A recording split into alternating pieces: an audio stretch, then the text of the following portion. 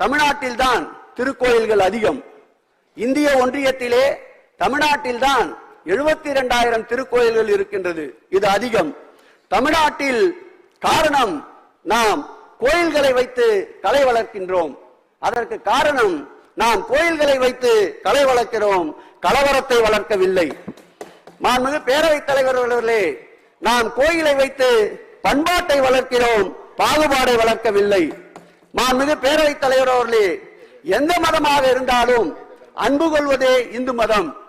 எந்த மதமாக இருந்தாலும் அன்பு கொள்வதே இந்து மதம். கடவுளை கோயிலை வைத்து வணங்கலாம், கடவுளை கோயிலில் வைத்து வணங்கலாம். பிரச்சாரத்துக்கு அழைத்து வாராதீர்கள். கடவுளை கோயிலில் வைத்து வணங்குங்கள், பிரச்சாரத்திற்கு அழைத்து வாராதீர்கள். இறைவனிடம் வரம் கேளுங்கள், இறைவனை வைத்து வாக்கு கேட்காதீர்கள். இறைவனிடம் வரம் கேளுங்கள், இறைவனை வைத்து வாக்குகள் கேட்காதீர்கள். நான் பொதுவாக சொல்றேன், செல்வனை பார்த்து சொன்னேன், சிந்தனை செல்வனை பார்த்து சொன்னேன், அவரை பார்த்து சொன்னேன். நீங்க பேசுங்க, நீங்க என்னைய பார்த்து பேசிட்டு இருக்கீங்க. குறிப்பிட்டு சொல்லலாம், உலகத்திற்கு யாரையும் குறிப்பிட்டு சொல்லலையா? இல்ல அவரை காட்டின இல்ல கடவுளை நீங்க கூட்டு போனீங்களாங்க இல்லையே? ஆமா, பிறகு நீங்க உங்க பாட்டுக்கு இருங்க, நீங்க பேசுங்க.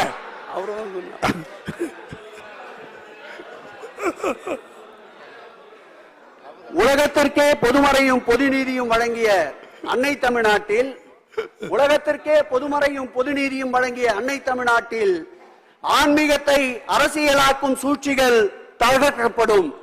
ஆன்மீகத்தை அரசியலாக்கும் சூழ்ச்சிகள் தகர்க்கப்படும். மனிதநேயம் ஒருபோதும் இம்மண்ணை விட்டு அகலாது. அறநிலையத்துறை இருக்காது என்றவர்களின் எந்த அதிகாரமும் தமிழ்நாட்டில் செல்லாது. அறநிலையத்துறையே இருக்காது என்பவர்களின் சொல் தமிழகத்தில் செல்லாது. மாண்புமிகு பேரவைத் தலைவர் அவர்களே, நதிகள் முன்னேதான் செல்லும், பின்வந்ததில்லை. அதுபோல் எங்கள் முதல்வர் லட்சியத்தில் முன்வைத்த காலை பின்வைப்பதில்லை. மாண்புமிகு முதல்வர் அவர்களுக்கு நன்றி. மாண்புமிகு முதல்வருக்கு தோள் கொடுக்க எங்கள் உதயாவும் இருக்கிறார். இவரால் விளையாட்டுத்துறை வெற்றி மலர்களின் தோட்டமானது. களமாடும் இவர் முன்னே சூறாவளிகளும் தோற்று போயின. நேற்று நட்சத்திரம், நாளை அவர் உச்சத்தில் உலாவரும் உதயசூரியன். உதயசூரியன் புறப்பட்டால் உலகமே ஒளிமயமாகும். எங்கள் உதயநிதி புறப்பட்டால் தமிழ்நாடே இன்று போல் என்றும் எங்கள் தலைவர் வசமாகும். அவருக்கும் என் நன்றி. பாதகம் செய்பவரை கண்டால் நாம் பயங்கொள்ளலாகாது பாப்பா. மோதி மிதித்து விடு பாப்பா, அவர் முகத்தில் உமிழ்ந்து விடு பாப்பா. அண்மை செய்திகளை உடனுக்குடன் தெரிந்து கொள்ள இணைந்திருங்கள் இயம்நாடு தொலைக்காட்சியுடன்.